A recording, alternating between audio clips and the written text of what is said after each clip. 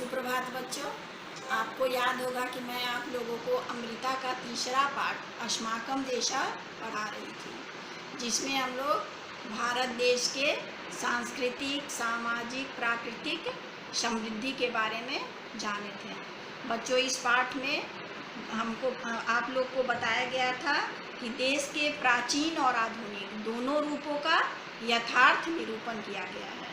तो बच्चों, आगे का अंश पढ़ने के लिए हम लोग पहले इस पाठ में आए कुछ महत्वपूर्ण शब्दों के अर्थ देखते हैं। पुण्य तोयायाम का अर्थ है पवित्र जलवायु, पूजनीयत्वात् पूज्य होने के कारण से। मन्यन्ते अश्मा माना जाता है, मन्यते अश्मा माना जाता था।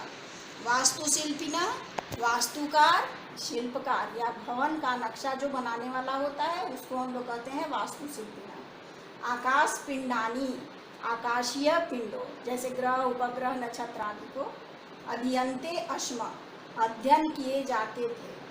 प्रारभत आरंभ हुआ, किंचित कुछ, तिरोहितम लुप्त गायन, संप्रति इस समय, गौरववर्धका गौरव, प्रतिष्ठा, सम्मान बढ़ाने वाले। स्थित प्रज्ञ सम सुख दुख अर्थात सुख और दुख में एक समान रहने वाले को हम लोग स्थित प्रज्ञ कहते हैं। सार्वत्रिक सभी क्षेत्रों वाला, सभी क्षेत्रों में। अग्रगण्येषु अग्रगण्यों में, गणनीय गणना योग्य। तब इस पाठ का आगे के अंश का अर्थ हम लोग देखते हैं। अस्य देशस्य नद्यः पुण्यतोयाया मन्यन्ते, इस देश की नदियाँ पवित्र जल वाली मानी जाती है। पर्वताः पवित्राः कथ्यन्ते, पर्वतों को पवित्र कहा जाता है। वृक्षाः पूज्यन्ते, यहाँ के वृक्ष जो हैं सो पूजे जाते हैं। देखते हैं ना बच्चों, बहुत सारे पर्व हमारे यहाँ मनाए जाते हैं जिसमें हम लोग वृक्षों की पूजा करते हैं, जिसमें वट सावित्री व्रत है, जिसमें वट वृक्ष की पूजा होती है, पीपल की पूजा होती है। इन सब वृक्षों की पूजा आप देखते होंगे अपने घर के आसपास। आगे देखिए, प्रकृतिम प्रति भारतीयानाम आश्चर्यकरम आकर्षणम आसीत्, प्रकृति के प्रति भारतीयों का आकर्षण, आश्चर्य पैदा करने वाला था। आप देखते होंगे कि हमारे यहाँ छठ पर्व में भगवान सूर्य की पूजा होती है, तो ये हमारे प्राचीन काल से प्रकृति के प्रति जो हमारा लगाव है उसको प्रदर्शित करता है। पूजनीय तत्वात् प्रकृते प्रदूषणम पापम मन्यते अस्मा, पूजनीयत्वात् मतलब पूजनीय होने के कारण प्रकृति को प्रदूषित करना, पापम मन्यते अस्मा पाप माना जाता था। अतएव पर्यावरणस्य कापि समस्या अत्र न आसीत्, इसीलिए पर्यावरण की कोई समस्या नहीं थी।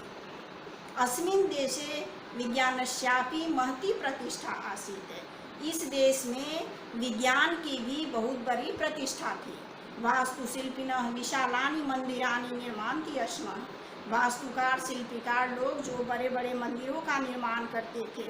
भवनानि भव्यानि क्रियन्ते अस्म, भवन सुंदर सुंदर बनाए जाते थे।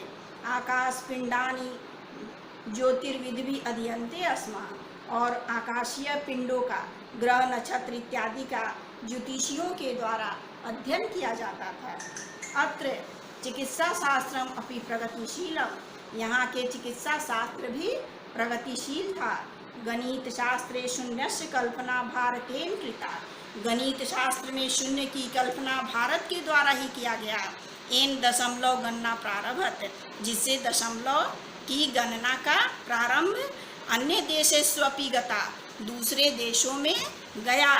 भारतस्य प्राचीन गौरवम मध्यकाले किंचित तिरोहितम, भारत का प्राचीन गौरव मध्यकाल में थोड़ा लुप्त हो गया था। तिरोहितम मतलब लुप्त या गायब हो गया था पराधीनता के कारण।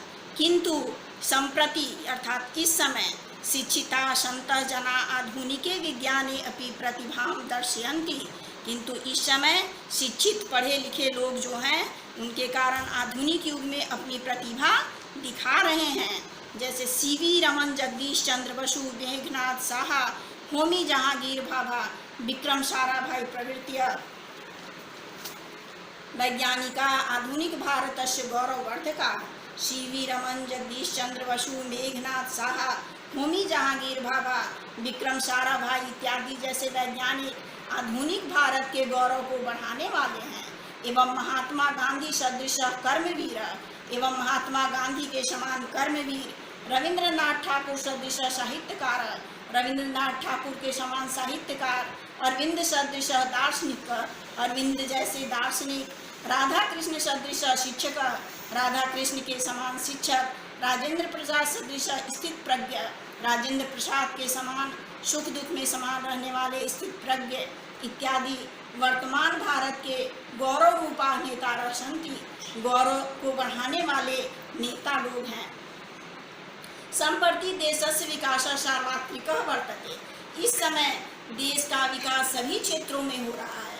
कृषि क्षेत्रे नवीनाः प्रयोगाः संचार साधनानि उत्कृष्टानि। कृषि क्षेत्र में नवीन प्रयोग हो रहे हैं, नए नए प्रयोग हो रहे हैं।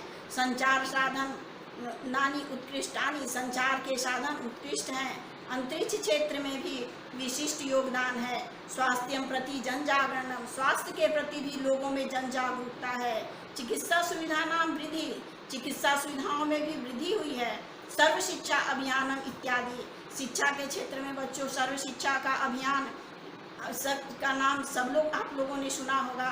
आज आपके विद्यालय में जो इतनी सुविधाएं मिल रही हैं वो सर्व शिक्षा अभियान की ही देन है। ये विद्यालयी शिक्षा के क्षेत्र में उत्थान के लिए चलाया गया कार्यक्रम है। तो ये सब उल्लेखनीय हैं। सर्वथापि देश संसारस्य अग्रगण्येषु गणनीयो वर्तते। सभी प्रकार से हमारे देश को संसार के अग्रगण्यों में गिना जाएगा। मतलब इतनी सारी उपलब्धियों के कारण हमारा देश अब विकसित देशों की श्रेणी में है। तो बच्चों, इस पाठ में आपने भारत के प्राचीन एवं आधुनिक दोनों रूपों का दर्शन किया कि हमारा देश किन किन क्षेत्रों में आगे बढ़ा हुआ है और अपने विकास के उच्चतम शिखर पर है। आज के लिए इतना ही, और आगे अगले वीडियो में हम लोग इसके प्रश्नोत्तर भाग को देखेंगे और इसके शब्दार्थ को आप लोग जरूर याद करेंगे। धन्यवाद।